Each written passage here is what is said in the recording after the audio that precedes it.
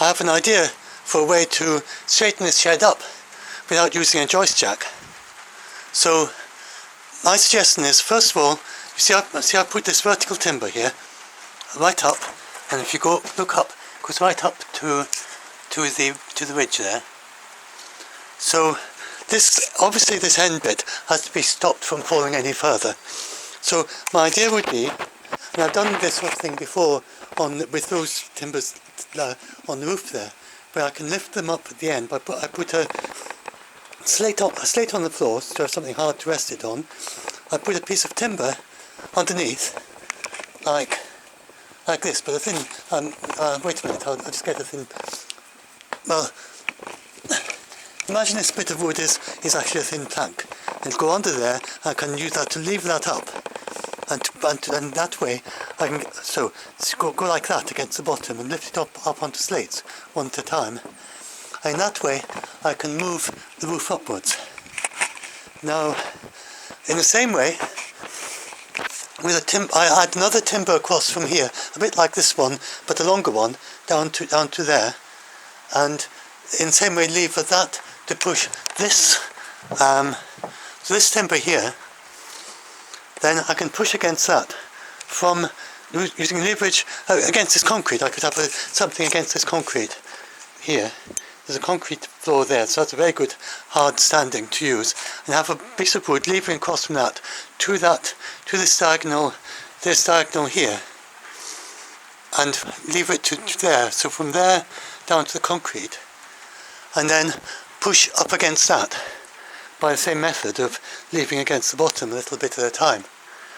And then at the same time I would have a clothesline from here up to there, which I would slowly tighten as the process continues. And I think by just going round and round between those three things, leaving up the top, leaving against that diagonal, and tightening the clothesline and going round and round, doing all those over and over again, I think the shed would slowly straighten up. And I don't see any danger, any risk to the roof at that end, because that one there is levering the roof towards that end. It's not pulling it away. So there's no possibility of it being pulled away from the sound half of the shed.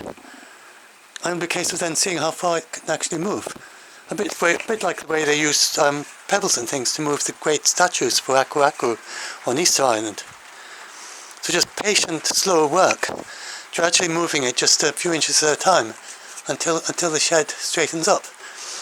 Before I do any of that, I'd get the A-frame out of the way and all this cutter out of the way of the floor, and move them over into the new shed, into the sound half of the shed. I would put a vertical from here down to the ground, which would just be like a safety measure, so that in case, so to prevent it from falling down on that side in case something goes wrong during the process of moving it. So that would keep that A-frame is very well supported on that side. And then also, before I do anything else, the very first thing I'd do is this is obviously clearly very inadequate at the bottom there, so it's remarkable how it's holding in at all. Indeed, it's barely, I'm not even sure it's touching ground. Yes, it has to be. It has to be because it's supporting the roof. But so what I would do, my very first thing I would do, which I think I need to do urgently anyway before the next strong winds, is to just get one of these short timbers and nail it onto and hammer it into the ground. See if I can find a sledgehammer to hammer it into the ground, and then nail this to it. So because this is reasonably sound. There's no woodworm. I've seen, in all my time I've been hammering away at these timbers. I've been working on this shed quite a bit, and I've never come across anything that in any way resembles softwood. And there's no signs of any holes of woodworm, and it would be impossible to see the dust of woodworm on the floor like this. But I don't think there's any woodworm in the shed anywhere. So this is a sound timber.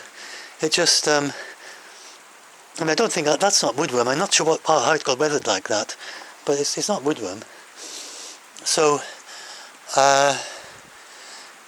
it's a case of attaching this to to another sound stake going into the ground, a beam, similar in size to that, with a couple of good strong nails into it. So that's the first thing I do, and then that would gradually tilt back as the shed gets back into position.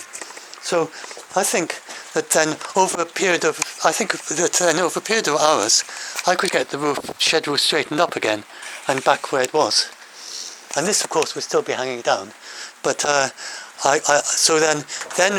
once, if I can do that, would then be, and with that then coming, and if that then comes back down into a more sensible position, then both would be very much stabler for any winds that come up. And it would also be for asking people to fix it. And as it is now, it looks like a huge job to fix it. But if I can get the roof back in position, and with these extra supports clearly holding it very strongly, then I think it would be much easier to get someone to fix the shed. So, because then, clearly, and I could conceivably, given, like the entire summer to work on it, then I could get all the walls up myself as well. I don't think it's beyond my capability, because it's not a hugely difficult stuff. It's just putting lots of vertical posts and nailing the corrugate iron to it, and nailing slabs to it, and so on. But I think that'll be done much faster and much better by someone who does this as their job and who knows what they're doing and has modern tools and everything. So I think having straightened it up, I would then see if there's someone who's interested in doing the rest of it as paid work, along with paying for any extra materials that are needed. I'm sure there'd be a significant number of extra timbers, but I think £2,000 would likely cover the rest of it if we can get the roof back in shape.